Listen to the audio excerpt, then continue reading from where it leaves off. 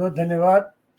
बनारस की चर्चा शुरू हो तो बनारस तो कॉमरेड शिव से शुरू होती है, शंकर जी से, और हमारे प्रतिनिधि इस समय मोदी जी हो गए हैं। उनके बिना तो कुछ हो ही नहीं सकता, और दुनिया में उनके बिना कुछ नहीं हो सकता। आज की तारीख में उन्होंने स्वयं को विश्वगुरु घोषित कर दिया है, और विश्वगुरु दुनिया के पैमाने पर जितनी उनकी छेछा लेदर हुई है, और जितनी उनकी छीछा लेदर हुई है कि 11 सालों का जो भी उनका किया कराया था, मोदी मोदी मोदी, हाउ डू मोदी, और क्या क्या करके उन्होंने अपना माहौल बनाया था 88 देशों में घूम करके, उस सब में पलीता लग गया और ये कहीं मुंह दिखाने लायक नहीं रहे। यहाँ तक कि देश में भी ये कहीं मुंह दिखाने लायक नहीं रहे। सर्वदलीय बैठक बुलाते हैं, उसमें नहीं आते हैं। संसद बुलाने की हिम्मत इनकी नहीं पड़ रही है, और दुनिया के मंच पर भी ये जहां जा रहे हैं तो वहां इनको धकिया करके किनारे कर दिया जा रहा है। अब इनसे कोई हाथ तक नहीं मिलाता, क्योंकि आप सबको अंदाजा हो गया है कि अगर इसकी तरफ हाथ बढ़ा दिए तो ये झपट के गले लग लेगा, हम से चिपक जाएगा, हमारे गले पड़ जाएगा, और कोई अब इनको अपने पास फटकने नहीं दे रहा है। फल ये हुआ कि इस सप्ताह अगर हम देखें तो मोदी जी की वो जो छीछा लेदर हुई है, उसके भरपाई की कोशिश का यह सप्ताह पूरा देखा जा सकता है, कहा जाएगा। और उसी भरपाई के लिए अब इन्होंने एक घोषित किया कि दुनिया के 25 देशों ने हमें सम्मानित किया।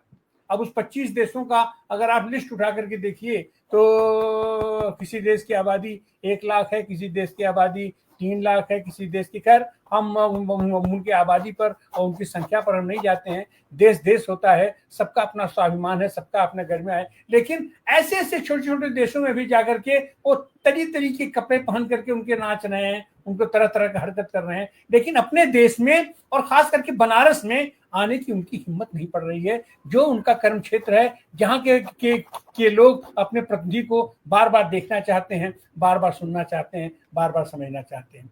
यही स्थिति हुई है। अभी पिछले दिनों अभी जो तो वो ये ब्रिक्स का सम्मेलन हुआ है, और उसके पहले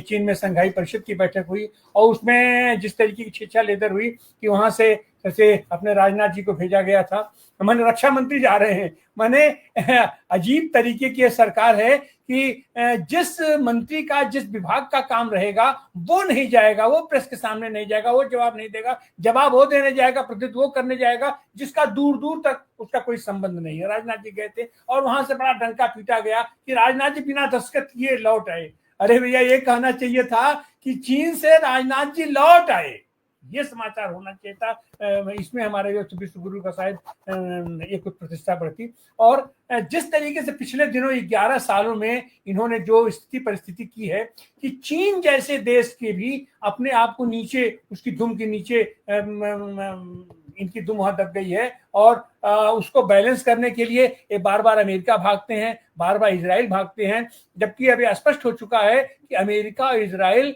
इन दोनों का पिट्ठू पाकिस्तान है।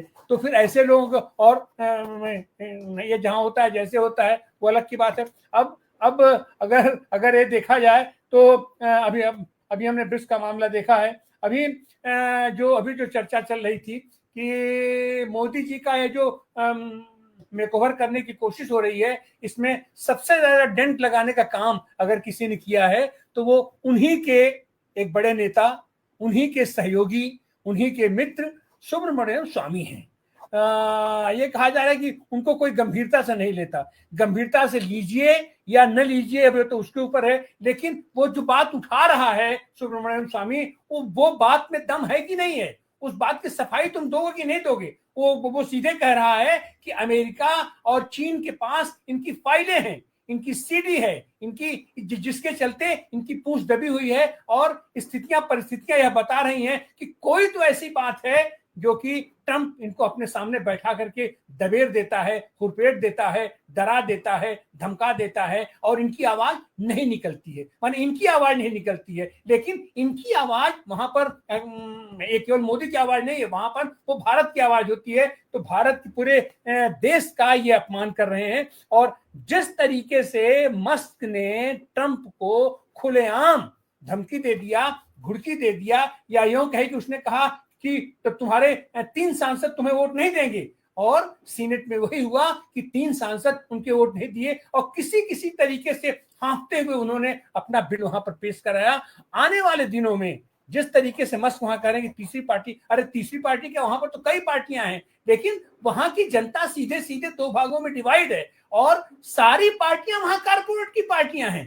ट्रम्प से बड़ा कारपोरेट कौन है? या जितने भी राष्ट्रपति वहां हुए हैं, नहीं, ये सब के सब कारपोरेट हुए हैं। तो ट्रम्प एक कारपोरेट और आ जाएगा, अपनी पार्टी बना लेगा, उसमें क्या हो जाएगा। लेकिन वह संकेत भारत के लिए निश्चित है कि भारत में जिस तरीके से बाहुबलियों के बल पर सरकार बनती थी, ये चुनाव को प्रभावित किया जाता था, अब यहां पर कारपोरेट खुद जिस दिन इनका सारा पैसा लेकर के भाग जाएगा या वहां से हट जाएगा या वहां से निकल जाएगा, उस दिन हमारे देश की स्थिति क्या होगी। मोदी को तो नहीं रहना है, ये मोदी तो अपना झोला उठा करके चल देंगे, लेकिन देश का क्या होगा उस दिन, जिस दिन देश का सारा पैसा आपने जिसको दे दिया है, जिसकी तिजोरी भर दिया है, और वो अपनी तिजोरी लेकर के वहां से खसक लेगा। और उसको खसकने में कहीं कोई दिक्कत नहीं है, तमाम दुनिया में आपने उसको इंट्रोड्यूस किया है, तमाम धंधा उसका ये पूरी दुनिया के ये पैमाने पर फैला हुआ है। और यह जो विवाद, और खास करके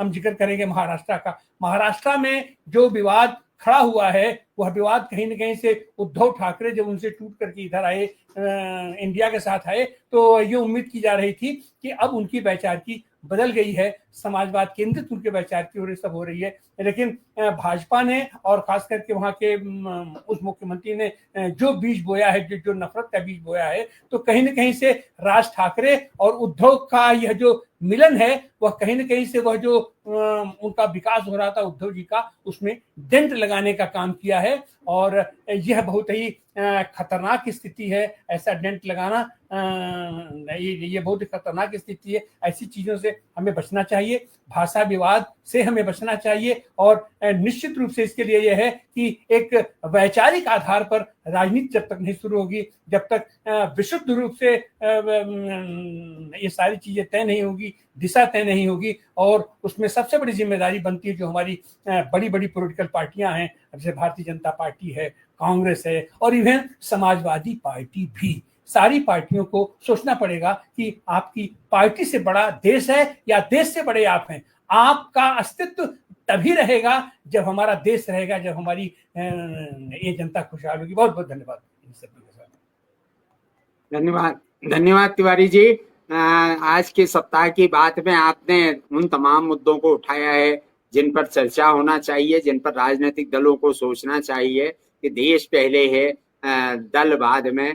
आज की चर्चा यहीं हम समाप्त करते हैं, अगले सप्ताह फिर मिलेंगे सोमवार को। आप सबका आभार, सुभाष रानड़े जी का, आनंद प्रकाश तिवारी जी का, डॉक्टर सलीम खान जी का।